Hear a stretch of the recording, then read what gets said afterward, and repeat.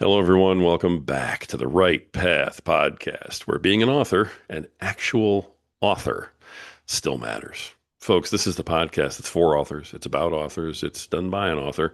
And it's where we share our journeys, we explore our creativity, and most importantly, you've heard me say this time and time again, we explore the why behind it all. All right, folks, our guest today is an incredible young lady. I'm so excited to have her on here. She is a ceremonialist, and we're going to find out more about that.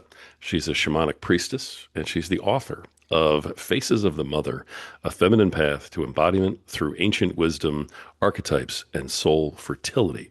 Folks, please welcome to the show Sharon Ann Rose. Sharon, how are you doing today? Hi, thank you so much, Rory. I'm doing great. I love that you're here. I can't wait to talk about all this stuff. Before we dive into anything in particular, though, tell everybody a little bit about you. Kind of, your background, what makes you you, what led you to the spot you're at today. Sure. So I love that you called me a young lady because I'm like, oh, well, I am a young lady then here today. I am a woman in my midlife. And when I was young, I always dreamed I would be a writer, but not in the traditional sense. It wasn't something I thought out, it was something I felt. Like I really felt I was going to be a writer. And, I was one of those who my teachers always called me out on my writing, got a lot of, accolades for it. And I also got a little bit of hardship around it. I was in high school, I think it was a junior, and worked my butt off on a paper for a literature class. And I was told that I had plagiarized it. And for, an aspiring writer who was also pretty tender, I was a pretty introverted, tender young one, that crushed me. So my journey to become a writer and even like to call myself an author has taken grit and also a lot of grace. I've had to pull back because it got so overwhelming. And then I would have to, journey into learning about having greater confidence and presence with it. Wow. And so, in addition to writing, I'm a poet. And as you shared, a ceremonialist. I'm a women's transformational leader. I work with a variety of different modalities. I share meditation, guided visualization, hypnosis, shamanic ritual, ceremony, etc., and really working with women from the inside out to help them rebirth themselves and their lives from their own deconstruction of for lack of a better word, false narratives in themselves, but also in the larger culture so that they can rewrite, their own journey and story and life. And I'm the youngest of four girls, which actually is really significant. It's kind of, I think, why I went into what I went into, which was serving women from a very young age. And it was because I was literally born to do it. I was born to study them. I was born to be watching what they were saying, what they were doing, and being like, and I can feel something different going on inside of them. And then on to, learn more about that and get my degree and everything in women's studies. So it's been a Nice. great journey of over 30 years serving women individually Wow. through retreats, groups, workshops, classes, and through my writing and books. Wow. Okay, that was a lot to unpack. I love that. I absolutely love it because there's so much to go back to. Being the youngest like that, um, the observing of the women. It sounds like some of that may have not been voluntary as the youngest Mm-hmm. in the crew. Um, but what was it about that experience? Looking up to these other three, and having all of those things happen in front of your eyes to learn from them, also while you're learning on your own. Uh, what was that like, and what particularly kind of pushed you into these other areas? I mean, ceremonialist, the author of the book, shamanic priestess. And I mean, I know enough to be dangerous on this topic, but priestess is not a light term. I mean, you've done this for a minute and you're very good at it, or you don't get to call yourself that. So, Yeah. how did that kind of push you into that and lead you into those areas? Yeah, I'll start with kind of just where you ended. Yeah, so priestess for sure. I've been doing it probably since I was born and didn't understand what it was. And it took me a long time. I even speak about this. The woman who wrote the foreword in my book, she shares how one day we were together, we were doing some ceremony at a sacred place, and she's like, "Would you initiate me?" And so, would you initiate me into Mm. the lineage of your priestesshood? Terrified, terrified when she asked me that, because it meant exactly what you just said. It meant I had to honor that's actually what I was. It meant I had to really up level and be very mature, because in this day and age, sacred feminine wisdom, etc., and even priestessing is quite common now. 20, 30 years ago, not so much, a little more in the shadows. Still carried for sure a little bit of the witch trials. Right. When you came out about it, you knew you were going to get these looks like, what's a priestess? And so it was that place, and I had to, so and I'm sure we'll talk a bit about this, but I published my book a decade ago. This was my first book. And then I kind of went into hiding, because all these things that I was sharing about, though I knew, this was my work, I knew I had been very well initiated and trained in it, I didn't yet have the inner capacity and resiliency to really let it be fully visible, because it was Mm. still so terrifying as a Wow. female, in these kind of arts, these feminine arts. And when I say magical arts, I'm not quite referring to maybe what people usually magical art, in the sense of, I knew I was a vessel for creation. I knew I was communicating with life every day, with the unseen world, and also the seen. I was communicating with trees and plants, and it wasn't an abstract thing. It was very grounded. It was something I had done to save me in my childhood. So I think kind of what you just shared, yeah, I was born into it. I was born talking to non-seen traditional aspects of Mm. life. It was a language that soothed my nervous system. It helped me with my wounded heart. It helped me with the sense of overwhelm. Really, a very empathic young child. I think most children are, actually. And it was a lot to be around human beings. But when I would go into nature, I would relax. I could breathe again. I could, feel things. Um, and that's then what guided me, one, first into my own like inner initiation by creation, and then eventually training with different teachers and beautiful leaders on the priestess path. Wow. Did any of your sisters exhibit any of these traits as you did, or were you alone in that?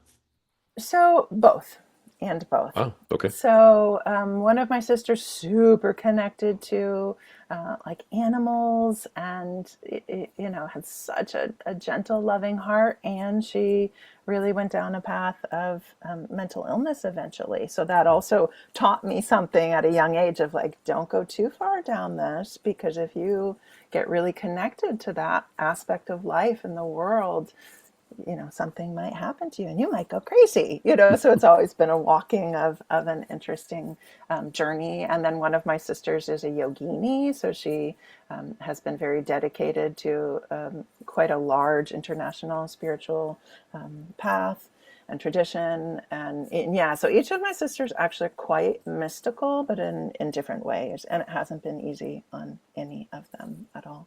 Sure. Tough way to grow up because you don't know who you can talk to about it and who you can trust Exactly. and the perception and so on. For Yeah. sure. I mean, especially having done it for 30 years, you've seen how this was perceived 30 years ago versus how it's perceived today. And today, of course, it's much more mainstream and absolutely, I mean, popular, actually. Today, I would say. Does that sound fair? Yes, very Yeah. much so. Excellent. What do you attribute that to? I'm curious. Well, I attribute it to, one, it's needed. Hmm. If it wasn't needed, it wouldn't be popular. It wouldn't be what people are now gravitating to, because they understand and see like, oh, there's something going on here. And it does bring deeper connection, deeper rootedness, one in the body, but also for people, especially women. They sense that there's a greater source of intelligence in them and that they want to access that. They actually need to, because a lot of times women will come towards this because they've tried everything and they still don't feel like themselves. They still feel like there's something missing. There's something they're hungering for. There's something they're longing for. And I don't think it's specific to gender at all. But that's, what my background is in. Sure. Although I am the mother of three boys. And so I, I saw I have a that. really good balance of experience in many different worlds, as well as the non-binary world as well. So I think I attribute it to its time. It's now a lot safer. All those, four mothers and fathers who went before really paved a way through the hardship, through the criticism, through literally being burned at stakes, etc., for sharing their knowing and what they knew they were here to give, to help, to literally help the planet become something more. Wow. I appreciate you sharing that. And obviously, it has nothing to do with the book. And I appreciate you taking that question just right off the cuff. We go unscripted. Sometimes we go, different areas here. But I have to apologize too, because apparently there's a hole in my research someplace because I didn't realize that you wrote the book 10 years ago. Mm-hmm. So this book has been sitting quietly on the shelf, published or unpublished. I mean, how has it been sort of tucked away? Yeah. So first, it was 2013. I invited a group, so I worked with women, Mhm. and I had gotten that really deep call of it's time for you to express this in a more concrete and wider way. So, through written form. So I invited a group of women to join me on one of my creative transformational journeys. And I guided them for 3 months. So that happened in 2013. And then I was certainly writing during that time, as well as doing a lot of audios for them and various transmissions and things. And then it came time of like, okay, now write it. So it took another year. It really flowed through actually quite quickly. I was startled. And then on into the editing process and then the publishing process. So it was initially published in 2016. Um, After I published it, my world literally collapsed, truly collapsed. And I internalized this because a lot of times sensitive beings will do that of like, ooh, it's because I stepped out into the world and shared. And this also goes back to the what we shared about being a priestess, or things with that more inner wisdom or witchiness. Sure. It's like, oh, this wasn't meant to be seen yet, otherwise my world wouldn't have collapsed. And so then I just took that to heart and went in to kind of rebuild myself and take a deeper look at what was happening, as well as dismantle that, oh my God, because I published a book, you actually think my life fell apart because of that? Like, no, that's insane. And then republished it earlier this year, 2026, a decade later from its first publishing. Wow. Has it been received differently that you're aware Uh, of? Certainly, but what happened is that I received myself differently. Love that. Okay. Love that. So you came out ready to sort of accept having a book that was published. Yeah, and going back even to how you opened this, you said this is for authors, by an author, with authors. The first time that I published that book, I actually never called myself an author. It was really hard for me. Wow.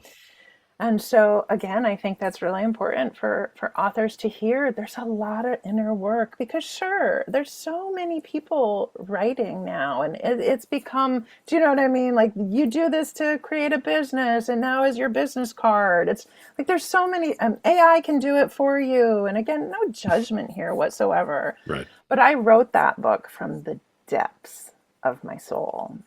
And There you go. so, yeah, it wasn't going to be an easy thing as a self-published author, even though I had kind of a local publisher care for that part of it. But it wasn't going to be an easy thing to just step into that. And I I have 5 planets in Aries, so I'm not somebody who thinks. I just like feel the fire and I go for it.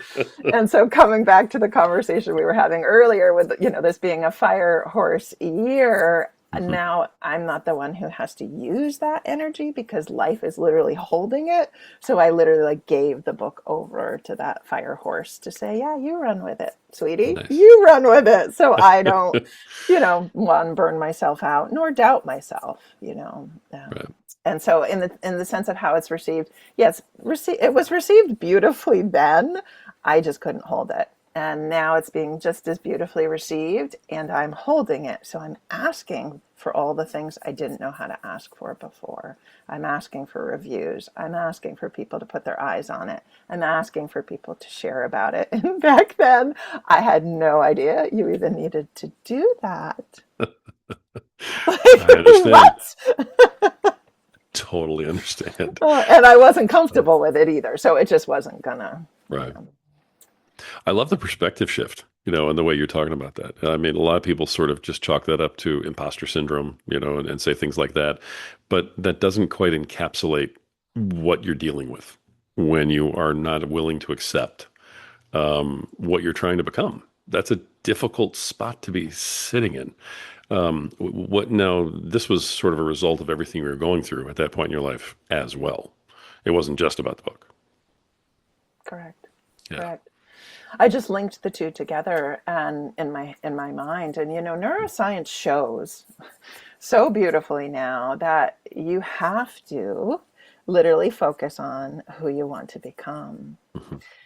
And that will then literally, like carry you forward into that. But I was not like, here I did this thing and I didn't have my footing in the vision of that. So I went back to who I was to like then walk with this book, which was never going to work. It wasn't Yeah. going to work because I was falling into old patterns. I was believing all the narrative, the very crippling narrative inside of me, and then like trying so hard to kind of resist that and overcome it when it is so huge. You have to hold that vision, and not just the vision, but that felt knowing of I'm an author, and Nice. what that will then carry you into.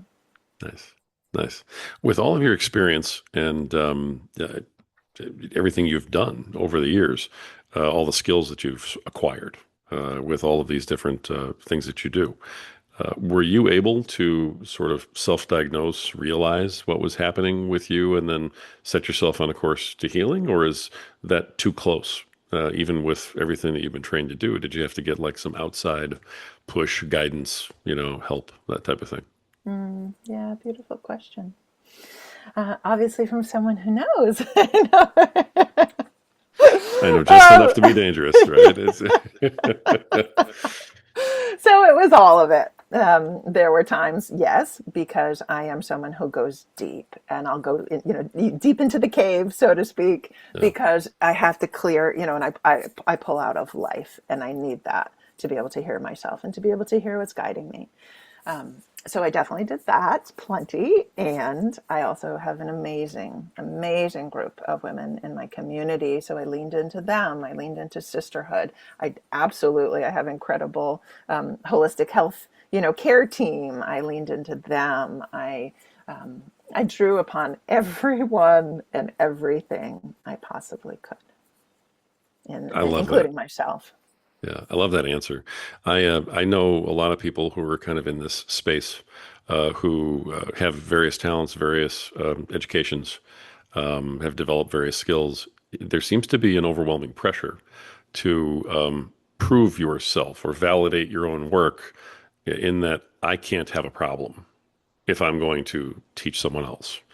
Um, is that something like what you experienced? Have you seen that in other folks?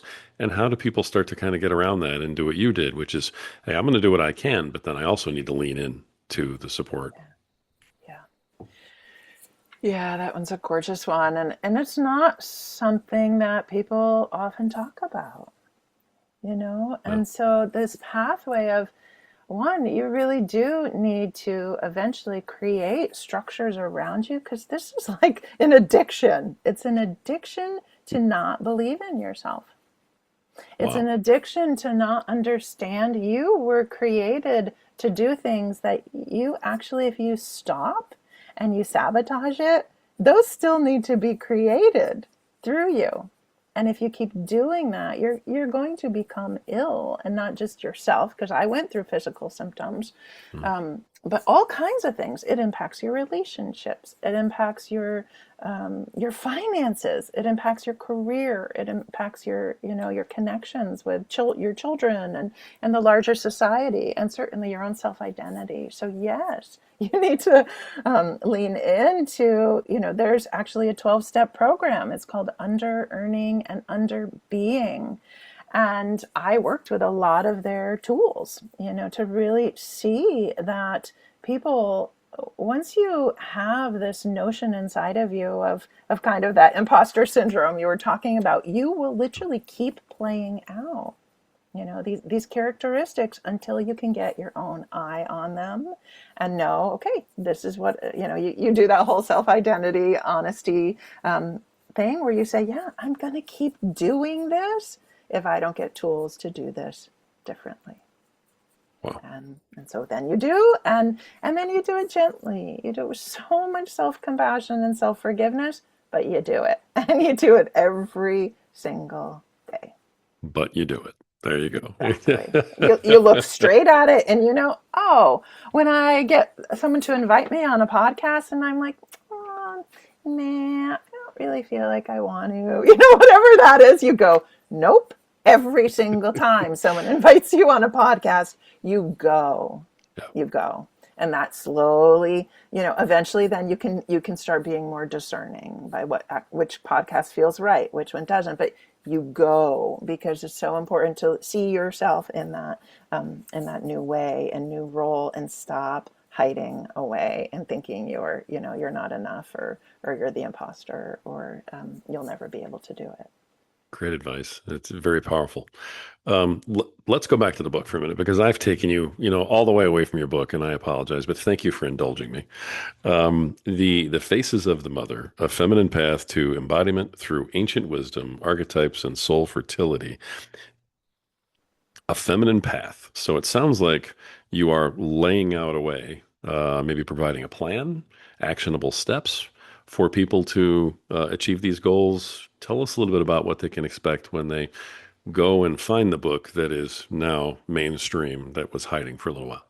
That's nice. Yeah, so this mainstream book that is no longer hiding Yep. shows the way. And what I will say is that feminine path does ask you to rest and go deeper. And so that's right off the bat. Here I went out, I put it out there with that wonderful fiery spirit. And she said, no, no, honey, come back in, go even deeper. And so, what I love for so many women who've read this book, this isn't a book, it's a one-time read. You read it again and you come back to it again. Or a lot of women will put it by their bedside and just do the open it, for one page. And it's always the perfect wisdom, that they need and want that day. And so it walks you through, it's broken down into 3 different sections. One is kind of an overview of the creative feminine process. The middle section is the showcasing of these 13 archetypes. So it's the full spectrum of the faces of the sacred feminine. This isn't just about women. It's about, understanding that the sacred, the face of the divine, is not monolithic. It's not one. It's it's us, it's all, and we hold that in us, and we also get to look and see around us.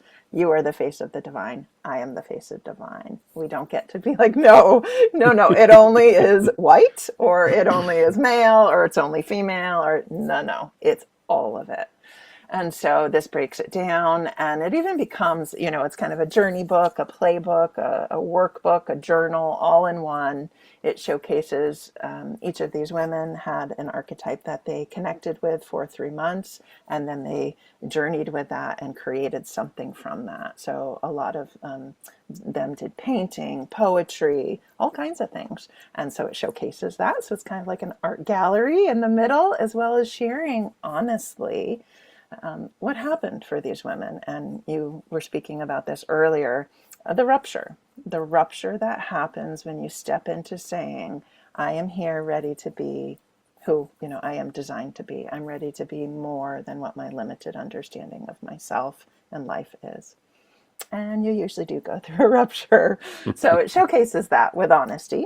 And then at the third section, the final section, shares about what I went through after the journey was done. And that too was another rupture and another coming to hold and carry the honesty that when you bring your gifts into the world, when you bring that inner wisdom, not just the pretty, well-educated, analytical wisdom, but the wisdom that's like of your blood and bones and your body, it ain't always going to be totally easy, and it does require community, connection, and things like my book to hold, support, and guide you through the process. And Love there's that. lots of reflection questions and places where you can doodle and draw, and give you a whole, whole full creative journey for yourself. Yeah. It seems like it's on the surface. The first words that come into mind are, self-help and that self-improvement. It sounds more transformational than that. Am I picking that up? You are picking that up. Okay. You're so intuitive. I got a little. Little smidge. I have a great wife who really teaches me stuff that she learns Mm, and then puts up with me and how long it takes me to learn mm, it. mm. So I'm blessed in that way. But Well, know that you're yeah, not slow. You're it's perfect. You're just going deeper. You're going deeper. Mm, trying. I appreciate that. You mentioned something, and it was almost in passing about you're called to slow down and go deeper, like you've been talking about.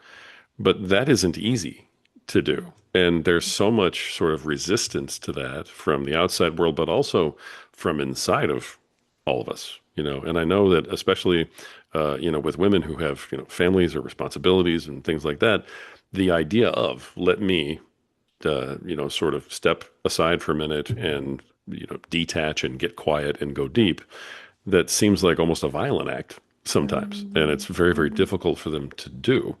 It is in the book, or maybe you can address it yourself. Is there maybe a step someone can take to begin to do that so that they Mm, can, in mm, fact, go deeper? Because mm, it's just not as simple as it sounds. mhm. The way you just phrased that, very clear, forthright, and super tender. Like it's violent not to. Hmm. And so I think first acknowledging that we're doing a disservice to our system. And then if we're doing a disservice to our own systems, like I mean the full functioning of a healthy system, mind, body, relational, soul, spirit, heart, then we're doing a disservice to the entire makeup of life. Hmm. We're doing a disservice to the earth, and we're doing a disservice to all of humanity. So that one is like, boom. One, we sit with that and we kind of reckon with that and say, is that really worth whatever I think I'm doing when I'm rushing and staying in the grind of the day? And, everybody can only answer for themselves. For me, of course, it was no. Yeah. And then I had all, as I shared, when I was young, I required time away from life, from people. So I knew that that was probably always going to be a part of my makeup. I have to unplug. And I'm not just talking about technology. I literally have to unplug from hearing other people tell me how I should be living my life. Otherwise, I believe it. Hmm. If you were to tell me, Sharon, you should go do this, I believe it. Like I don't think I'm unusual. We're, pretty porous, naive human beings who are like, oh, great, you're telling me exactly what I should do. So I've had to learn to pause and go deep right there. As soon as I see something online, as soon as I'm scrolling and I read something, I'm like, oh, great. As soon as someone tells me something, I have to pause and unplug, literally, and plug back into me. And so that one, it happens a lot quicker for me now. But in the beginning, I just had to make sure I always took time for myself. And it could be as simple as making sure I always walked every day on my own, nothing in my ears, just walked and was with myself. It also became, something I would do where I would go away because I'm a mom of three. And so when everybody was younger, I went away once a month and stayed in a little rustic state park, cabin for the weekend. I had to. Otherwise, Wow. I had no idea who I was, who my voice was, and who others were. And that just became a part of it. So I think it's really important for people to figure out what their way is. Like I know my husband takes a bath every night. That's his like moment, and how will we slow down? Because obviously the planet and everything on it can't keep up at this rate. Wow. Wow. I love that, especially the part about the bath. I got to be honest. But I hope he's not upset that you're telling, I thousands of know people his little secret. Oh, a whole bunch of people deserve that. So, yes. but no, I Mm. understand. Um, now, did your husband come to that realization, early on, or was that something you had to help him with? No, his dad did that. So he's the youngest of five boys. I'm Ah, the youngest all of four right. girls, so really interesting dynamics.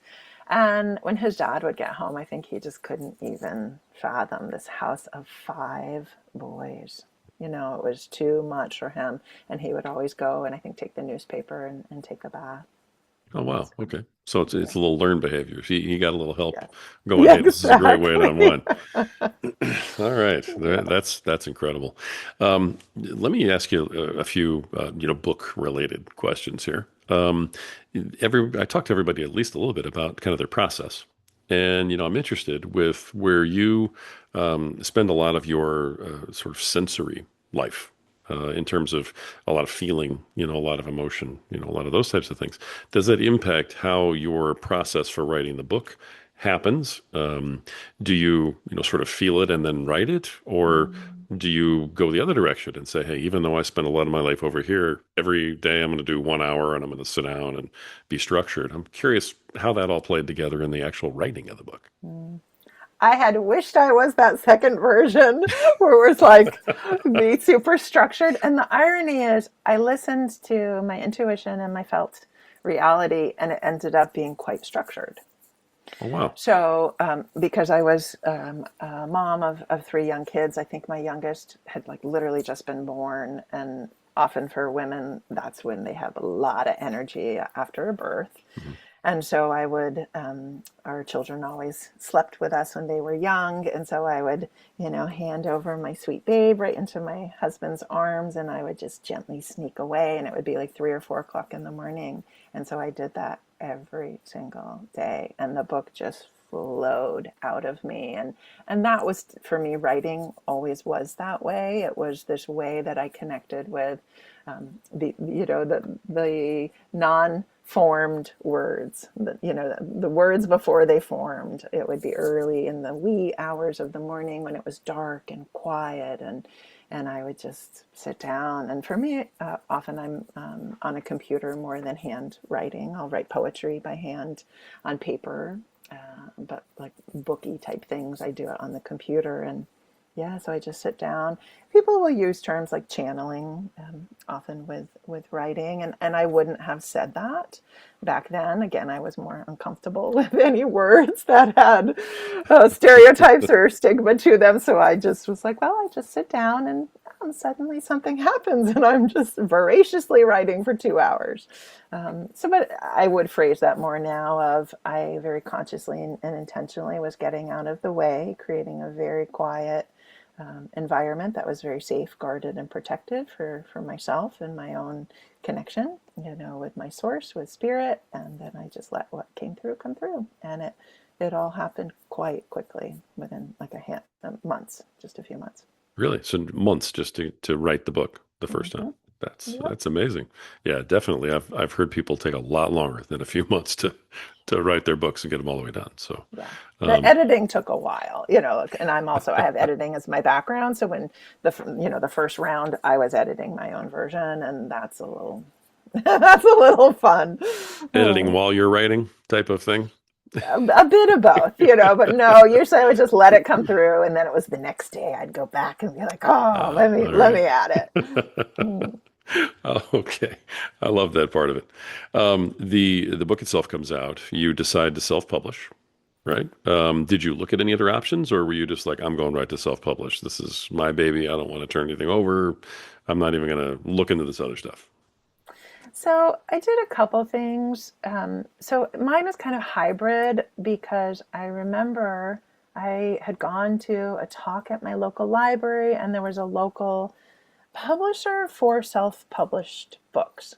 Hmm. And I was really intrigued by that. So I always had that in the back of my mind. I did look into agents and things. I was incredibly daunted by the thought of, writing letters. I think I did maybe like to 10. But like, trust me, compared to what I hear authors do, it was not a lot.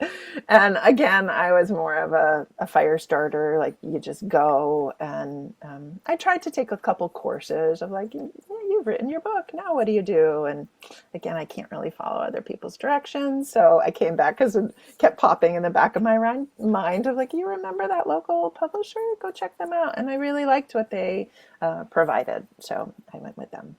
Excellent. Okay. No matter who we go with these days, we always end up having to promote our own books. So, I do like to ask folks, what have you found is a good method of promotion for your book? What may be a horrible method that you found? Anything work real well or not work? And what are you doing to promote it? Mm. Yeah, so lean into your community. Kind of the old traditional sense of word of mouth is the best way to go. It really is the best way to go.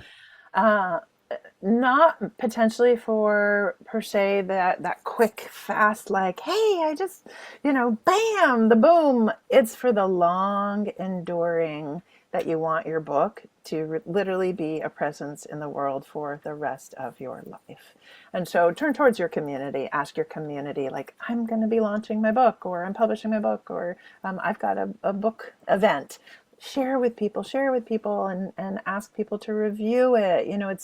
It's the building of the container around you that then gives you, as an author, the enduring ability to keep going, to keep Hmm. going. And then this time around, when I published it, I did have publicists who kind of manage the presence on Amazon. So yeah, I learned, wow, there's Amazon ad campaigns and all this. So I think that certainly is helpful for the longer term international exposure. Um, and in this day and age of the technology and the boosts for visibility and all the options with that, that also is a really important aspect of it too. Nice. Okay. Um, let's take a minute and go a little deeper here. Whenever we're writing our books, I found this with myself, and I find it with just about everybody I talk to.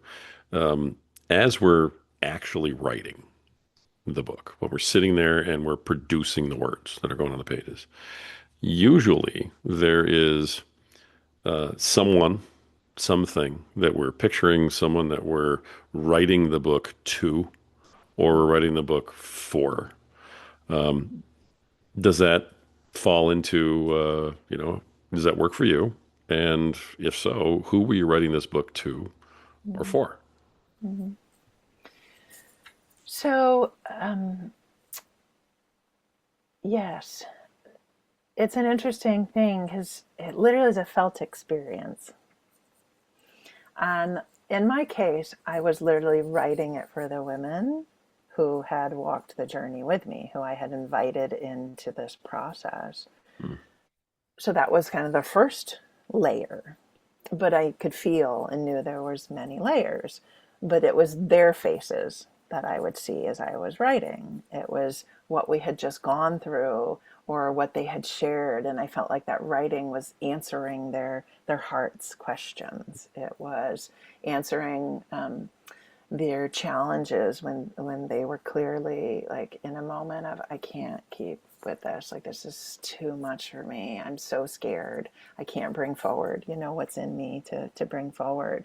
So it felt like it was a call and response, and I could feel those women because they were literally in my orbit at the time, and we were walking together. And then as time progressed, and certainly as I came back to it, it was interesting this time, because I added in things with this second publishing, and I was writing to me back then, which was really a sweet one. And then I was writing to the women of the world and the women of the future. And then there's always for me as a mother a weaving in of writing to the world I want it to become for my children, when I'm gone. So I could feel all of that at different times in different ways, and it felt again like this whisper and a prompting that would keep the words flowing. Wow. Beautiful answer. And I didn't even prep you for that question. That was awesome. I love that. That was great. Mm. All right. Okay. Before I, hit you with the last, question or two, I want to make sure we get this out. So how can people contact you, find out more about the book, order the book, things like that? Give them all of your info. Sure. Website is sharonannrose.com. You can find about my work there. The book is on there. You can purchase it on there and then find out other things that I'm up to. I'm on presence in social media, Sharon Ann Rose, on YouTube. Book is available on Amazon, US as well as international, and then things like Barnes and Noble, all the different online kind of venues. It's available as well as local bookshops. The ones I don't know if I could just click them off right now, but as it continues, as well as library systems. Love it. Okay, love it. That's fantastic. I appreciate you sharing that, and we'll have a bunch of those links in the show notes too for folks who are trying to find the book, especially the website. We always make sure we get that in there. Sharon, as we kind of bring this to a close, you have shared a ton about yourself, about your why behind everything, your motivations, who you were writing the book to. It's been absolutely wonderful to hear from you. I know there's a lot of folks out there who are listening to and hanging on every word you're saying because they are aspiring authors and they are dying to get to where you are. So let me kind of throw it to you, and you can take this anywhere you want. But what is your best advice for the aspiring authors out there who are not quite where you are yet? Yeah, as our conversation has unfolded, what I would share with aspiring authors is say that statement in the mirror. I am an author. Say it a lot, and then feel into or see like who you are as an author, because we can hold on, like I held on to, I'm a writer. I'm an aspiring writer. And that does, that's beautiful. And eventually that can cave in on itself. And so, literally like flesh out that vision, right to that, I am an author, right? Like that, who that is, and then hold it, walk with it, and let it actually walk you. Let it hold you accountable to that author that you are, you always will be, but the one that you're also becoming by, working on your manuscript or other writing materials. Love it. Great answer. At first I All had an right. itchy nose, but I'm like, no, I think I'm giving you what it was, that witch back then who used to wiggle her nose. Like, I'm giving you a little of that Oh yeah, too for the Bewitched. aspiring authors. Yeah, Yes. yeah. Mm. Okay. All right. And I know you think you're off the hook now, but I have a very unique opportunity to ask you a different kind of a question here. We recently, ran our demographics, and we have somewhere between 80 and 85% of our listenership are women. Mm. And a lot of those, of course, are authors or aspiring authors. And what I have noticed about a lot of our listeners is that they're all, I mean, if they're looking to be authors, if they're looking to grow, they're looking to expand, they're looking to change, they're looking for more. They want that growth in their lives. So with someone like you on here, with your level of expertise and your messaging, I would love to throw one more question at you if you think you're up to it. Let's My, see. all right, here we go. Um, what sort of advice can you give to all of the ladies who are out here listening to this show right now, this episode, who are looking for that growth, who are looking to sort of hand their desires, their life over to that fire horse mentality and say, hey, take it and run. What's a good first step to get in motion towards whatever it is that's out there waiting for you? What can you Mm. say to those women who are out there listening to this right now? So I feel kind of teary. Um, so I'm going to answer it from that place, which is that know that it is hard and what you've walked has been really hard, really hard. And it that part doesn't need to be what you try to overcome. More of even that little like bewitched, like allow yourself the joy and the pleasure to receive that fire horse. Like this year is has all kinds of alchemical support and a makeup that you can lean into. Even though the world looks like it's absolutely trying to crush women, that's not actually what's going on. And so when you turn in towards yourself, you really build up that capacity to say, I am an author. Not only am I an author, I am a female author. I am a woman author. And again, really lean into knowing what is well alive, so vital inside of you and needed now. I mean, it's such a trite statement to say needed now more than ever, but it is needed now more than ever. And all the supports actually now are here. And yeah, you got it, darling. You got it. It's beautiful. I knew it. I knew that was the question to ask. All right, folks. My goodness, she's a poet. She's a ceremonialist. She's a shamanic priestess. She's an author of the book Faces of the Mother, A Feminine Path to Embodiment Through Ancient Wisdom, Archetypes, and Soul Fertility. And she is a mother herself to, three boys. So three boys, right? Did I get that right? Mm-hmm. Okay. Folks, Sharon Ann Rose. Sharon, you've been absolutely wonderful as a guest, and I know you brought a ton of value to our listeners today. Thank you so much for not only coming on the show, but for showing up the way that you did and for giving so generously of yourself today. It was really, really great. Oh, thank you, Rory. It is such a pleasure. And I really have been so touched by your obvious care and true impeccability and integrity, really wanting to support authors, but supporting our future authors. So thank you. It means so much. Thank you for that. I appreciate that very much. Folks, there you go. There you have it. That's been another fantastic episode of the Right Path podcast, where the truth still matters and words still have power. Folks, this is the place for authors who know that every single page is a step forward towards finding your right path. Until next time.